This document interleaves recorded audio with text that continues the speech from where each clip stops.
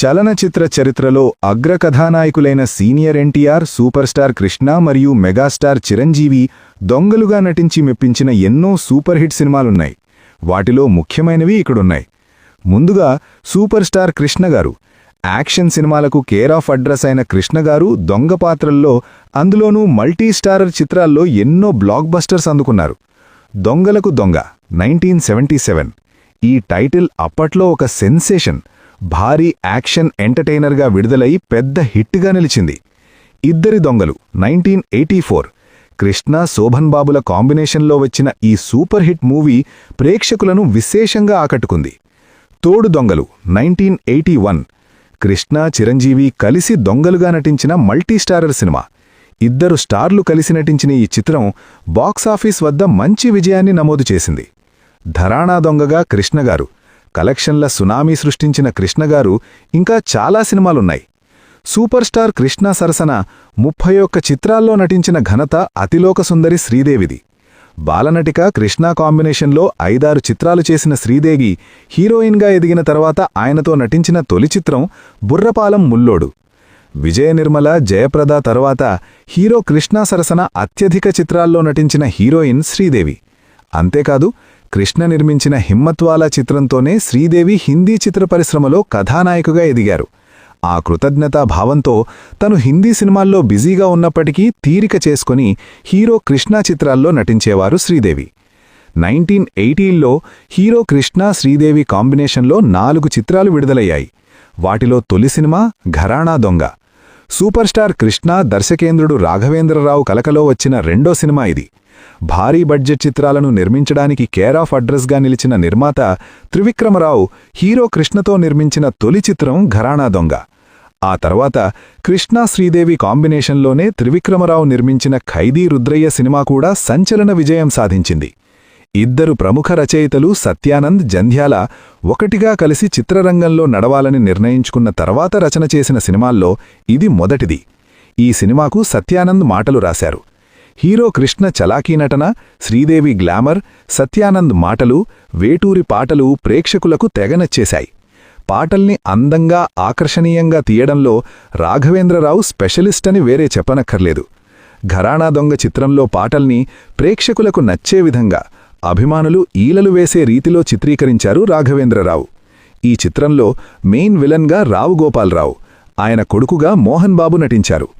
భారీ ఓపెనింగ్స్తో విడుదలైన ఘరానా దొంగ చిత్రం ఘన విజయం సాధించింది. నటరత్న ఎన్టీఆర్ గారు. సాంఘిక చిత్రాల్లో రాబిన్హుడ్ తరహా దొంగగా, పరిస్థితుల ప్రభావం వల్ల దొంగగా మారి తర్వాత మంచివాడిగా పరివర్తన చెందే పాత్రలలో ఎన్టీఆర్ గారు నటించి హిట్స్ అందుకున్నారు.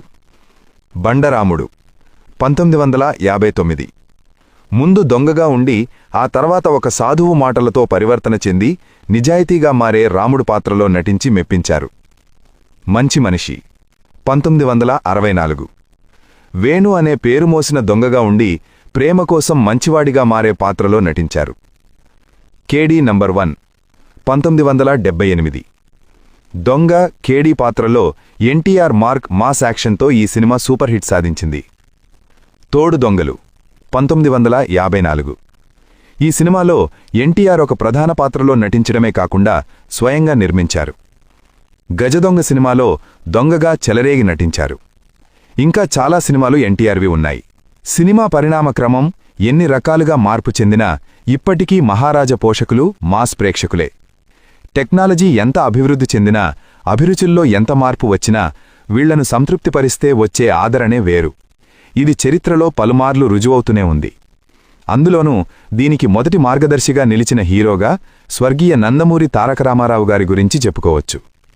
1977 సంవత్సరం. అప్పటిదాకా అన్ని రకాల పాత్రలు చేస్తున్న ఎన్టీఆర్ క్రమంగా మాస్ బాటను వదిలి విభిన్నమైన పాత్రలతో పాటు పౌరాణికాలు కూడా చేస్తున్నారు.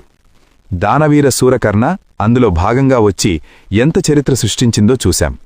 అదే సంవత్సరం దర్శకేంద్రుడు రాఘవేంద్రరావు చేసిన మాయజాలం అడవిరాముడు రూపంలో కనివిని ఎరుగని రికార్డులు సృష్టించింది.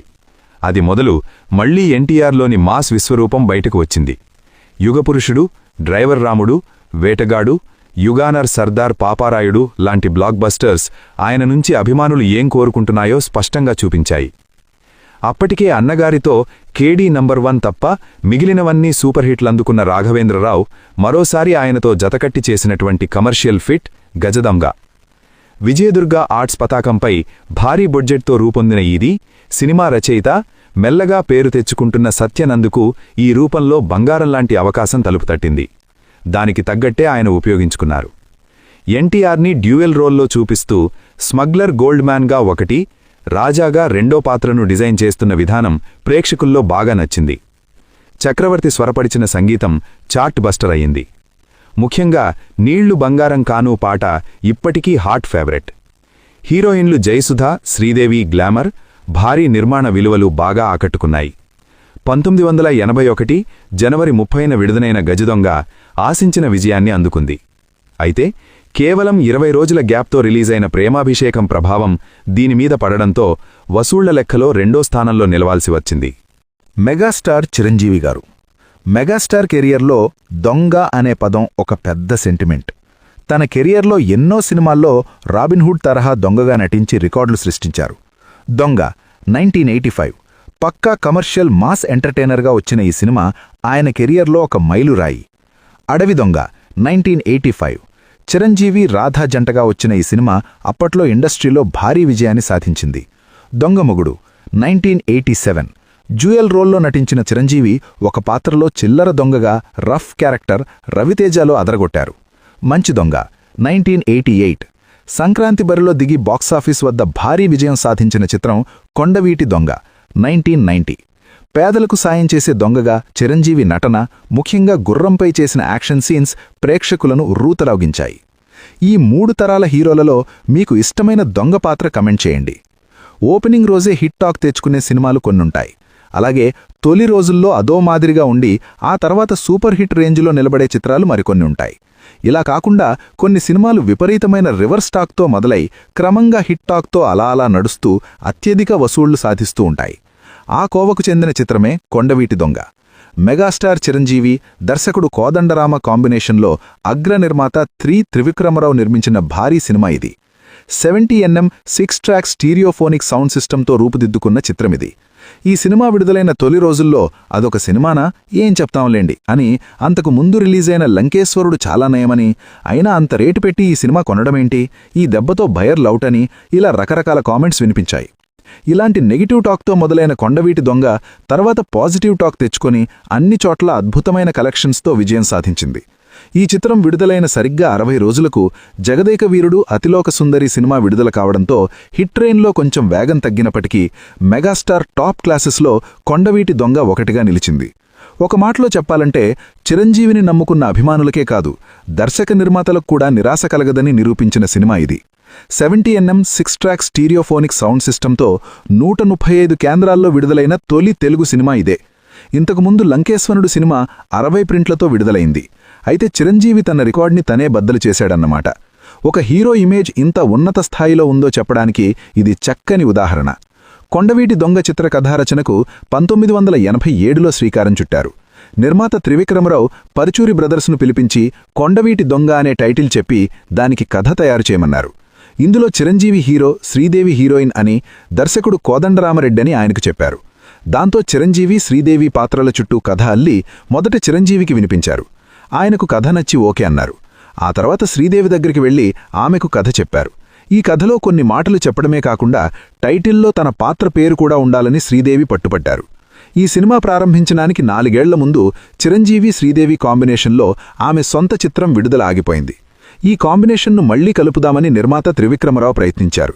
అయితే శ్రీదేవి కథ దగ్గర నుంచి ప్రతి విషయంలోనూ జోక్యం చేసుకునే పరిస్థితి కలగడంతో మెగాస్టార్తో ఆలోచించి కథ మార్చేశారు. పక్కా మాస్ మసాలా అంశాలతో మొదట కథ తయారు కాగా కాస్త క్లాస్ టచ్ కూడా ఉంటే బాగుంటుందని నిర్మాత త్రివిక్రమరావు, పరుచూరి వెంకటేశ్వరరావు ఫీల్ అయ్యారు. ఆ క్లాస్ టచ్ కోసం స్క్రిప్ట్ రచనలో యండమూరి వీరేంద్రనాథ్ చేతులు కలిపారు. చిరంజీవి, త్రివిక్రమరావు, పరుచూరి గోపాలకృష్ణ మాస్ ప్రేక్షకుల కోసం, పరుచూరి వెంకటేశ్వరరావు, యండమూరి క్లాస్ ప్రేక్షకుల కోసం కృషి చేసి కథలో మార్పులు చేశారు. అంతకుముందు చిరంజీవి నటించిన దొంగ, అడవి దొంగ, ఆ చిత్రాలకు రచన చేసిన పరుచూరి కోదరులకు 3వ దొంగ చిత్రం. ఇందులో రాబిన్హుడ్ తరహా పాత్రను చిరంజీవి పోషించారు. అడవిలో ఉండే నక్సలైట్ లాంటి వ్యక్తి ఈ కొండవీటి దొంగ పాత్రకు ప్రేరణ అని చెప్పుకోవచ్చు. మారిన కథలో ఒక హీరోయిన్కి బదులు 2 హీరోయిన్లు వచ్చారు. ఈ పాత్రను విజయశాంతి, రాధా పోషించారు. ఇవి అక్కా చెల్లెళ్ల పాత్రలు కావడం విశేషం. విజయశాంతి పోలీస్ ఆఫీసర్గా, రాధా డాక్టర్గా నటించారు. వీరి తల్లి పాత్రను విద్య పోషించారు. చిత్రంలో విలన్లుగా రావు గోపాలరావు, మోహన్ బాబు, రామలింగయ్య వారి తాంత్రిక గురువు కబార్జూరీగా అమరేష్ పూరి నటించారు. సంవత్సర కాలం పైగా నిర్మాణంలో ఉన్న కొండవీటి దొంగ చిత్రం 2 కోట్ల రూపాయల వ్యయంతో తయారైంది. అప్పటి వరకు వచ్చిన చిరంజీవి చిత్రాల్లో ఇదే హయ్యెస్ట్ బడ్జెట్. టాకీ పార్ట్ మద్రాసులో, పతాక సన్నివేశాలను మద్రాసు, పాండుచేరిలోన చిత్రీకరించారు. సినిమాలోని ట్రైన్ ఎపిసోడ్ మాత్రం కేరళలోని నిలంబూర్ ఫారెస్ట్లో చిత్రించారు. సంక్రాంతి సందర్భంగా విడుదలైన మెగాస్టార్ చిత్రాలు దాదాపుగా విజయవంతమయ్యాయి. 1989 సంక్రాంతికి విడుదలైన అత్తకు యముడు అమ్మాయికి మొగుడు చిత్రం ఘన విజయం సాధించింది. అలాగే 1990 సంక్రాంతికి కొండవీటి దొంగ చిత్రాన్ని విడుదల చేయాలని నిర్మాత భావించారు. కానీ 70mm స్టీరియోఫోనిక్ సౌండ్ సిస్టంతో నిర్మించడంతో టెక్నికల్ వర్క్ సంతృప్తికరంగా రావడం కోసం ఎక్కువ టైం తీసుకున్నారు. అందుకే మార్చి 9న ఈ చిత్రం విడుదలైంది. కొండవీటి దొంగ చిత్రం ప్రారంభించే సమయానికి చిరంజీవి నటించిన రుద్రనేత్ర, లంకేశ్వరుడు చిత్రాలు ఆశించిన స్థాయిలో ఆడకపోవడంతో ఆయన కొంచెం డల్గా ఉన్నారు. అయితే ఆ ప్రభావం నిర్మాత త్రివిక్రమరావు మీద పడలేదు. చిత్ర నిర్మాణంలో కొంత జాప్యం జరిగినా ఆయన వెనుగంజ వేయకుండా రాజీ పడకుండా సినిమా నిర్మించారు. చిత్రం పోస్ట్ ప్రొడక్షన్ వర్క్ జరుగుతున్న సమయంలో నెల్లూరు నుండి ఓ డిస్ట్రిబ్యూటర్ వచ్చి ఆ ఏరియాకు అగ్రిమెంట్ చేసుకున్నాడు. సినిమాకు అదే తొలి బిజినెస్. అయితే ఆ తర్వాత ఏమైందో కానీ వారం రోజులకు ఆ నెల్లూరు బయర్ తన అగ్రిమెంట్ క్యాన్సిల్ చేసుకోవడమే కాకుండా మీడియేటర్ల దగ్గర కొండవీటి దొంగ సినిమా గురించి బ్యాడ్గా చెప్పడం ప్రారంభించాడు. దాంతో ఈ సినిమా బాగాలేదని ప్రచారం మొదలైంది. మంచి కంటే చెడు స్పీడ్గా స్ప్రెడ్ అవుతుంది కదా. దాంతో కొండవీటి దొంగ సినిమా బిజినెస్ కావడం కొంత కష్టమైన దమ్మున్న నిర్మాత గనక త్రివిక్రమరావు సినిమా చూపించి మరీ బిజినెస్ చేయగలిగారు. మెగా అభిమానులు, ప్రేక్షకులు మాత్రం ఈ సినిమా ఎప్పుడొస్తుందా అని ఎదురుచూశారు. సినిమా విడుదలైన మొదటి వారంలో రకరకాల గాసిప్స్ వినిపించాయి. సినిమా పోయిందని ప్రచారం మొదలైంది. అటువంటి టాక్ని కూడా తట్టుకుని కొండవీటి దొంగ చిత్రం నిలబడగలిగింది.